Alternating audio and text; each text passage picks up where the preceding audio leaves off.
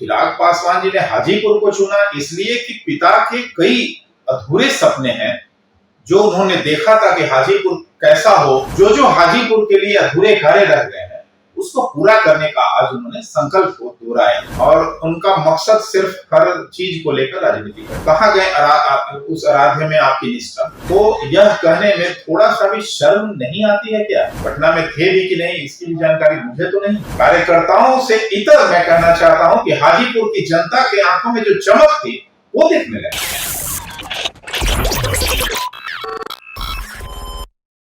नमस्कार, हम हैं अनूप नारायण सिंह और आप देख रहे हैं बिहार टॉक के डिजिटल प्लेटफॉर्म को। आज देश के ऐसे राजनेता की जयंती है जो बिहार की राजनीति में लंबे दशक तक अपने बल पर अपने वजूद को कायम रखा। उस महापुरुष का नाम है रामविलास पासवान। बिहार में जब भी दलित राजनीति की बात होगी रामविलास पासवान का नाम सबसे ऊपर होगा, लेकिन उनके पुत्र चिराग पासवान अब बिहार में एक नई राजनीतिक क्रांति का आगाज कर रहे हैं। आज रामविलास पासवान की जयंती थी। पटना और दिल्ली की जगह उन्होंने अपने पिता के कर्म क्षेत्र हाजीपुर का क्षेत्र चुना और वहां काफी भावुक आज अपील भी की है। आज हमारे साथ है लोजपा रामविलास के मुख्य प्रवक्ता राजेश भट्ट जी। आइए इनसे जानेंगे कि चिराग पासवान जी जिस मुहिम पर निकले हैं वो मुहिम कितना कठिन है। सबसे पहले सर आपका स्वागत है। मुहिम कठिन नहीं है, रास्ता कठिन हो सकता है और कठिन रास्तों पे ही जो चलता है वो वीर कहलाता है।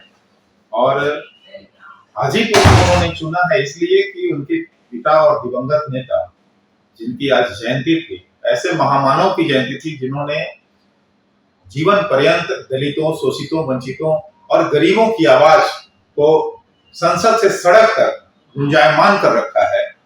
आज उस महामानव की जयंती के अवसर पर भावभीनी श्रद्धांजलि अर्पित करने का दिवस था और ऐसे ऐतिहासिक दिवस पर हम सब उनके उस ऐतिहासिक भूमि पर उपस्थित होकर अपने को सौभाग्यशाली मानते हैं। और चिराग पासवान जी ने हाजीपुर को चुना इसलिए कि पिता के कई अधूरे सपने हैं जो उन्होंने देखा था कि हाजीपुर कैसा हो।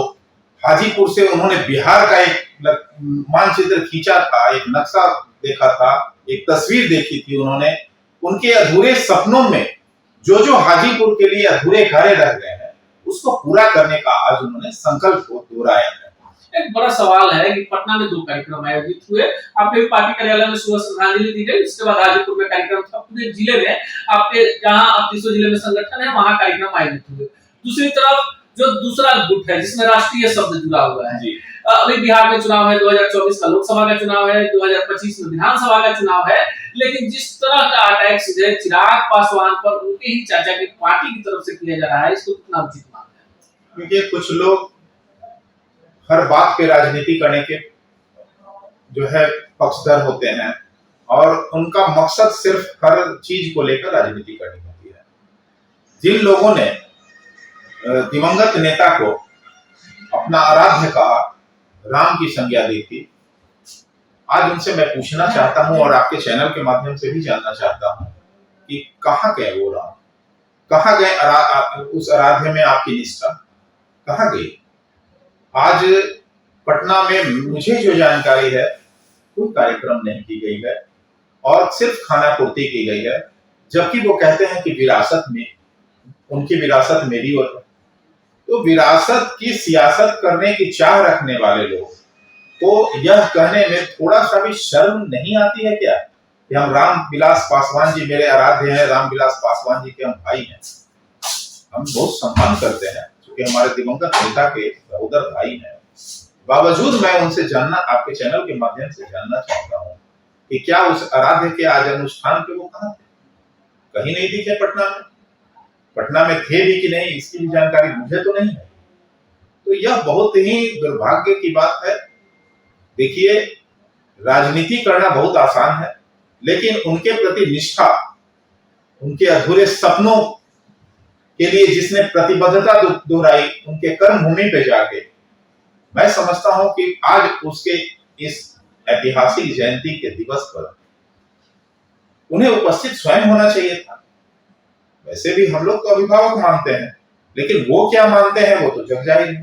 पूरे बिहार की जनता ने देखा है कि उनके आकस्मिक अवसान के बाद जिस तरह से उन्होंने पार्टी और परिवार को तोड़ा एक मामूली सा राजनीतिक स्वार्थ के लिए, वह पूरी बिहार की जनता ने जिस पर जो है आलोचना के शिकार हो गए हैं और पूरे बिहार की जनता ने खुली आंखों से देखा है, उसको कतई बिहार की जनता भूल नहीं सकती है और खासकर हाजीपुर की जनता तो नहीं भूल सकती है। हाजीपुर की जनता का जो आज प्यार और दुलार स्नेह हमारे पार्टी के राष्ट्रीय अध्यक्ष आदरणीय श्री चिराग पासवान जी के पूरे परिवार के साथ मिला, वो तो अविस्मरणीय था। वो देखने लायक नजारा था, भव्य नजारा था। जिस तरह से उनका आज खुले हृदय से लोगों ने स्वागत किया, हजारों हजार की भीड़ थी, पार्टी के तमाम नेता, तमाम पदाधिकारी उपस्थित थे। बावजूद कार्यकर्ताओं से इतर मैं कहना चाहता हूं कि हाजीपुर की जनता के आंखों में जो चमक थी वो देखने लगे। राजेश जी, अगला सवाल भी यही है कि बिहार की जनता भी ये जानना चाहती है कि रामविलास पासवान की विरासत किसको। एक तरफ भाजपा ने उनके भाई पशुपति पारस को केंद्र में मंत्री बना रखा है, दूसरी तरफ भाजपा को जब उपचुनाव में जरूरत होती है, भीड़ जुटाना होता है, दलित वोट बैंक को एकजुट करना होता है, तो चिराग पासवान को आगे किया जाता है। क्योंकि आपने रामविलास पासवान जी के साथ भी काम किया है, लगातार आपने नजदीक से दोनों को देखा भी है, आपको क्या लगता है ये विरासत की सियासत किसके पास?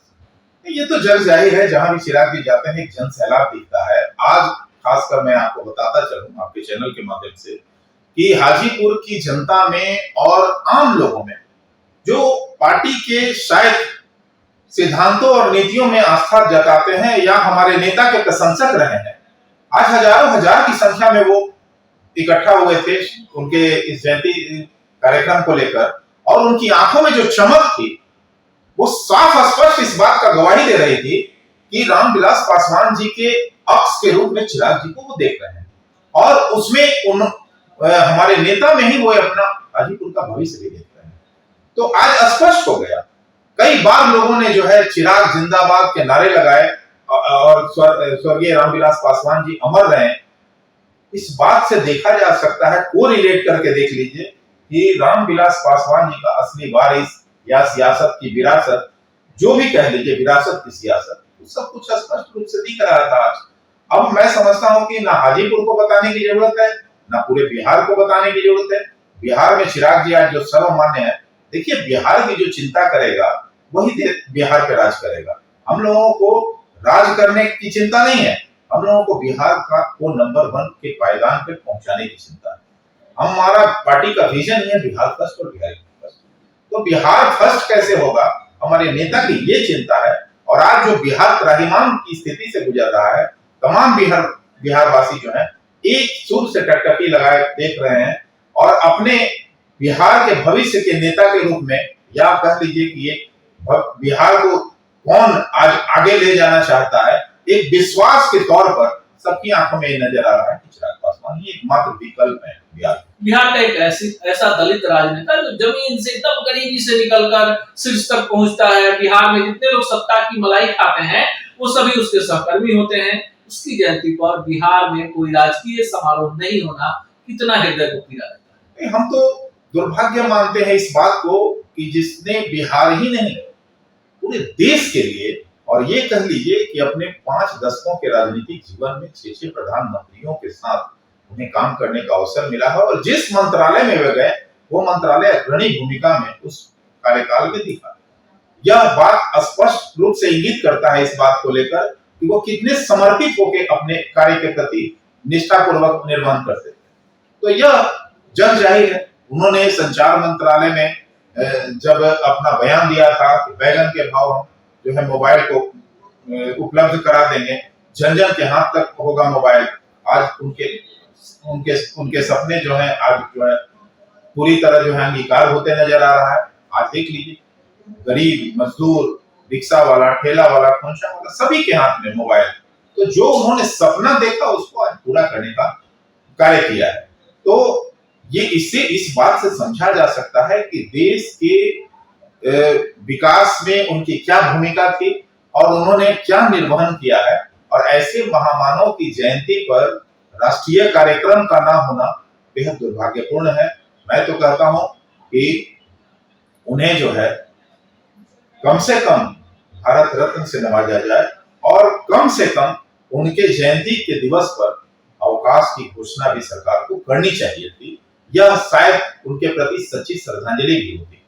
आखिरी सवाल, और आज जो देश के नेशनल मीडिया में छाया हुआ है, खबर आज आई है, दिल्ली के अखबारों में खबर है कि चिराग पासवान ने स्पष्ट कर दिया है भाजपा को, एनडीए को, कि पहले वो लोकसभा में और विधानसभा में कितनी सीटें निर्धारित करेगा उनके लिए, उसके बाद वो आगे का रुख अख्तियार करेंगे। क्या ये प्लान है चिराग पासवान जी का? देखिए, ऐसी कोई शर्त नहीं रखी गई है और शर्तों पे हमारे जो है राष्ट्रीय अध्यक्ष चलने वाले लोग नहीं है और सत्ता के भूखे नहीं है। अगर सत्ता की भूख होती तो एनडीए से शायद वो अलग 2020 में नहीं होते। उस समय रेड कारपेट बिछा हुआ था, एनडीए में हम लोग थे। अगर एनडीए के साथ लड़े होते तो शायद हमारे राष्ट्रीय अध्यक्ष अभी केंद्र में मंत्री होते और हमारा बिहार सरकार में भी जो है अच्छी स्थिति में हमारे मंत्रिमंडल में कई नेता शामिल होते। तो कभी भी सत्ता के भूख के लिए हम लोग राजनीति नहीं करते और सत्ता के लिए हम लोग नहीं जाने जाएंगे। बिहार को कैसे आगे बढ़ाना है, उस बिहार को जहां के अभी मौजूदा सरकार ही अपने युवाओं को कमतर आंकते हैं, छात्रों का रोज अपमान करते हैं और जब वो हक हुकूक की बात करते हैं तो पे लाठी बरसाते हैं। मतलब यहाँ तो कोई भी आवाज उठती है तो उसे दबाने के लिए सिर्फ हर समस्या का समाधान लाठी होता है।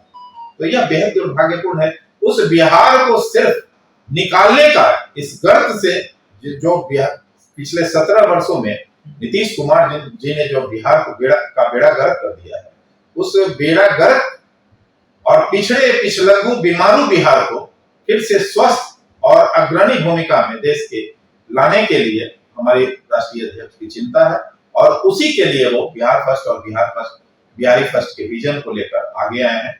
और मेरा जैसा विश्वास है, मैं बिहार की जनता का जो रुख देख रहा हूँ, आने वाले दिनों में बदलाव की बयार बहेगी और आने वाले दिनों में निश्चित तौर पर चिराग जी अग्रणी भूमिका में बिहार में।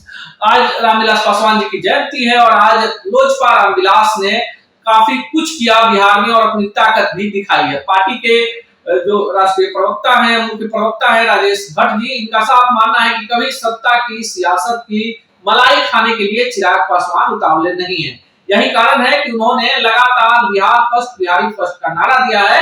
अब यह देखना दिगर होगा कि जैसे जैसे लोकसभा चुनावों की तारीखें नजदीक आ रही है, चिराग पासवान बिहार में सभी राजनीतिक दलों के लिए बड़ा एक मुद्दा बनते जा रहे हैं। हर एक दल की चाहत है कि जो दलित वोट बैंक है, जो चिराग पासवान के वोटर हैं, जो चिराग पासवान के साथ युवाओं की भीड़ है, उसे कैसे वोट बैंक में तब्दील किया जाए। ये तो आने वाला समय बताएगा कि चिराग पासवान कौन सा कदम उठाते हैं, पर एक बात तो साफ है कि इस चिराग को कम तक नहीं आंका जा सकता है। मिलेंगे इसी चैनल पर इसी कार्यक्रम में किसी अन्य शख्सियत से ऐसे ही तल्ख सवालों के साथ। तब तक के लिए दीजिए विदा, नमस्कार। ऐसे ही खबरों के लिए जुड़े रहिए बिहार टॉक से। यूट्यूब पर लाइक और सब्सक्राइब करें, बेल आइकन जरूर दबाएं। फेसबुक, ट्विटर और इंस्टा पर फॉलो करें। धन्यवाद।